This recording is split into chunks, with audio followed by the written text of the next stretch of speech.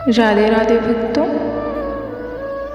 आज हम सभी भगवत गीता से बात करेंगे कुछ आध्यात्मिक बातें जो हमारे जीवन से होगी। तो आज हम सभी बात करेंगे हमारे कर्म और भाग्य के विषय में। तो सबसे पहले हम बात करेंगे कर्म के विषय में।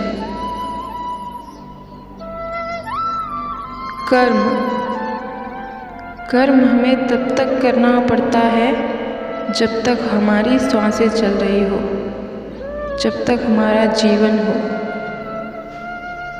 तब तक हमारा कर्म भी चलता ही रहता है, हमें करना ही पड़ता है। फिर चाहे हम कैसे भी कर्म करें, अच्छा बुरा, उचित अनुचित, जो भी जैसा भी कर्म करें, हमें उसका फल प्राप्त होता है। यदि हमारे कर्म अच्छे हों तो भी हम उन्हें यहीं भोगते हैं, और यदि हमारे कर्म बुरे हो उनका भी हमें यहीं हिसाब करके जाना पड़ता है। तो ये कर्म की गठरी ही हमारा हिसाब करती है, हमारा भविष्य और वर्तमान जो भी हो सब यही निर्धारित करता है कि हमारे कर्म के अनुसार ही हमें हमारे फल प्राप्त होते हैं। फिर हमारा जीवन सुखमय होगा या दुख से भरा होगा, ये सब हमारे कर्म ही ज्ञात करते हैं। कर्म का साफ हिसाब है कि हम जैसा करेंगे वैसा हम पाएंगे। ये निर्भर हम पर है कि हम कैसे कर्म करते हैं, कैसी संगति रखते हैं, कैसे विचार रखते हैं, कैसे अपने आचरण रखते हैं। हमें जो भी सुख या दुख प्राप्त होता है, जो भी हम भोगते हैं, वह हम अपने कर्मों के कारण ही भोगते हैं।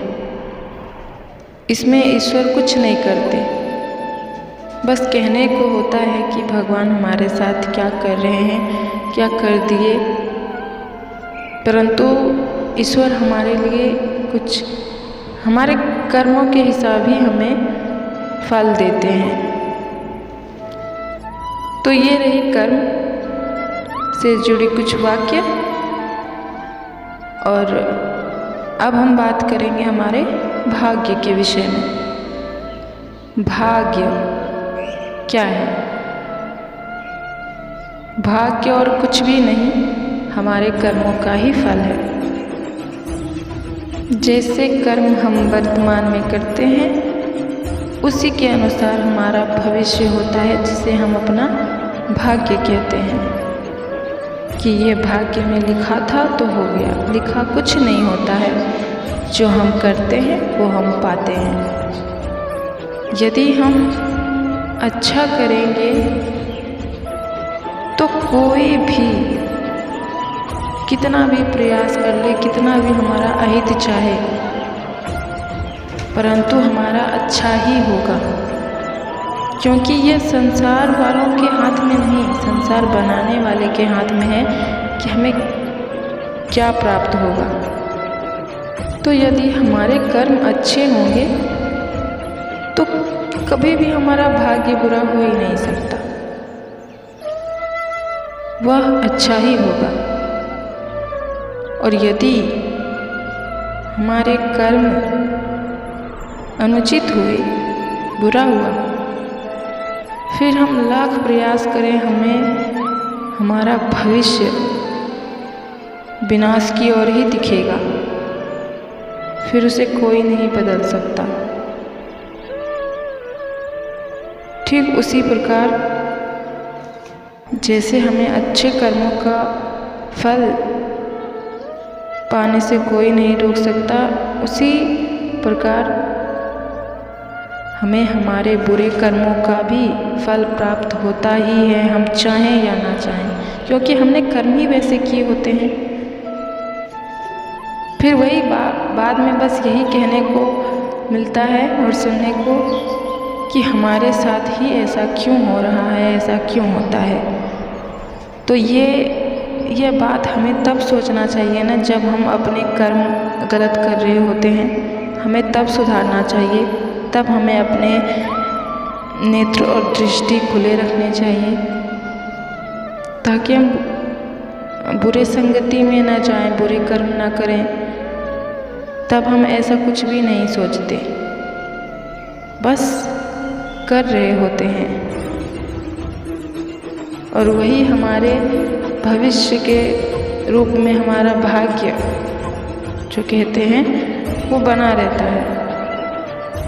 तो हमारा भाग्य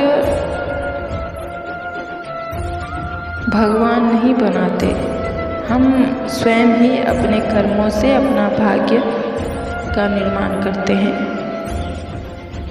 यह हमारे हाथ में ही है। ईश्वर तो बस हमारे कर्मों का हिसाब करते हैं, उसका फल देते हैं। तो फिर इसमें भगवान कहाँ से आ गए कि वो हमारे साथ अनुचित किए, अच्छा नहीं किए, गलत नहीं किए। यह सिर्फ हम मनुष्यों का ढोंग है कि जो कुछ भी हो हम उस ईश्वर पे डाल देते हैं, जिन्होंने बस हमें वो दिया है जो हमने किए होते हैं। ये भ्रम मत पालिए कि भगवान हमारे साथ गलत कर रहे हैं। ईश्वर की दृष्टि में तो हम सभी एक समान हैं, हम सभी उनके संतान हैं। फिर वो भेदभाव क्यों करेंगे? उन्हीं से हम हैं, तो क्या उन्हें किसी से अधिक प्रेम और किसी से कम होगा? नहीं, हम सभी उनके लिए एक समान ही हैं। ये तो हम सभी ने अपने विचारों को इतना गंदा बना के रखा है कि हम ऐसी बातें सोचते हैं, ऐसी बातें कहते हैं, परंतु जिन्हें बुद्धि है, जिन्हें ज्ञान है, वो कभी ऐसी बातें नहीं करते, क्योंकि उन्हें इन सारी बातों का ज्ञान होता है कि जो कुछ भी हमें प्राप्त होता है वो हमारे कर्मों के हिसाब से ही होता है। तो यदि जीवन में कुछ भी सुख या दुख प्राप्त हो, तो सुख हो तो ज़्यादा हर्षित मत होइए, और दुख हो तो ज़्यादा हताश मत होइए, क्योंकि ये दोनों समय ही कुछ क्षण के लिए आते हैं, जो कुछ क्षण के बाद चले भी जाते हैं।